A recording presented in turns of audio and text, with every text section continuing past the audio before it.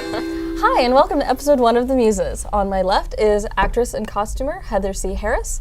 On my right is all-around geek Ruby Coleman, and I am Helen Gulish, SoulGeek.com's resident geek dating guru.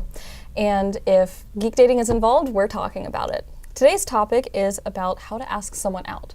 And we'll start with Ruby. Well, you know, I have a funny story about that with my husband, actually. I have never, ever asked a guy out. And it's just one of those things that as a geek girl, you never do, or even as a girl, you don't do it. In general. Yeah, exactly. Obviously, that guy's not going to ask me out. So obviously, I'm going to have to ask him out. And so I did. And mind you, I met him at a comic book store. So it's just one of those things like, you know, how do you ask the guy out? You know, he's talking to you. And then all of a sudden I was like, oh, that's really funny. You know, we should go have some coffee. And so you asked him out. Yes, I asked him out. And then he ignored me. You went back to the store. Yeah. What was your intent going back to the store? Well, it's just because I'm, you know, I like comics, you know. Yeah, but other than the comics, but were you hoping that he was going to talk to you? Yeah, in a way, it was like hopeful hopeful thinking and stuff like that. So you were still pretty into him. I was still, yeah, exactly. Yeah. But it's like he was still talking to me and like, you know, we were texting. And so somebody basically bitch smacked him and said, you idiot. Yeah. It was a funny thing because like months later, I asked him like, did you ever hear that question? And he was like, yeah, I just never got asked by a girl, so I ignored it. Yeah, exactly. Well, I mean, I never asked a guy out. I grew up in a household where guys ask girls. Right. Yeah. More traditional. More traditional. So guys ask girls. And when I met my significant other, it was at a convention, and it just so happened that I was in my black cat costume. So that could have been a plus. Great costume. I did see it online. Thank you. It was a great costume. I appreciate that. That is no wonder you have a boyfriend now.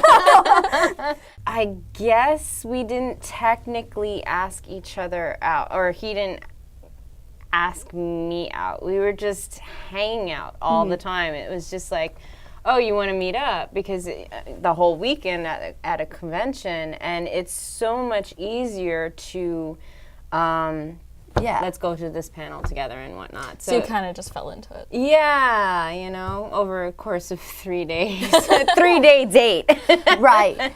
Kind of. Have you ever asked anybody out, or are you traditional? Like? I've done both. I have done both. You go both ways. Yeah, I go both ways. I have done both, and I've had rejections from both, but I've had positives from both. So it's kind of like a 50-50 for me. Yeah. So. Have you guys ever been rejected before? Yes. I've been in that position where it's like I like a guy, and it's, come on, ask me. Yeah. You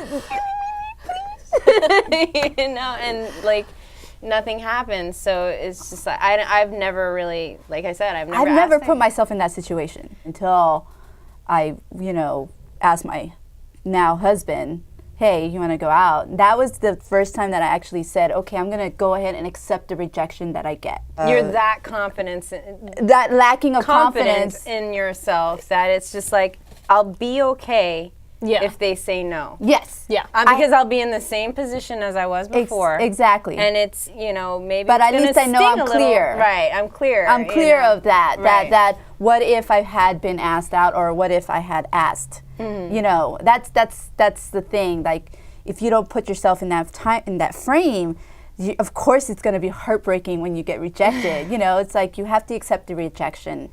Yeah, if you don't take the risk, you don't reap the benefits. Our community has gotten so much bigger that we're not just sequestered to the local comic book store or anything like that. Yeah, it's not like you're still in your basement of your apartments.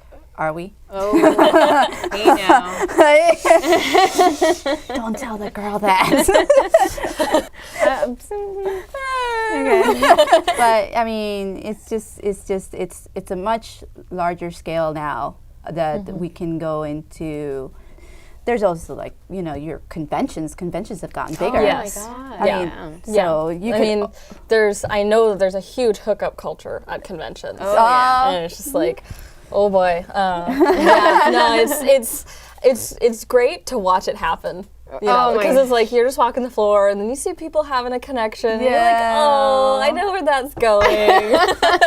It's so cute.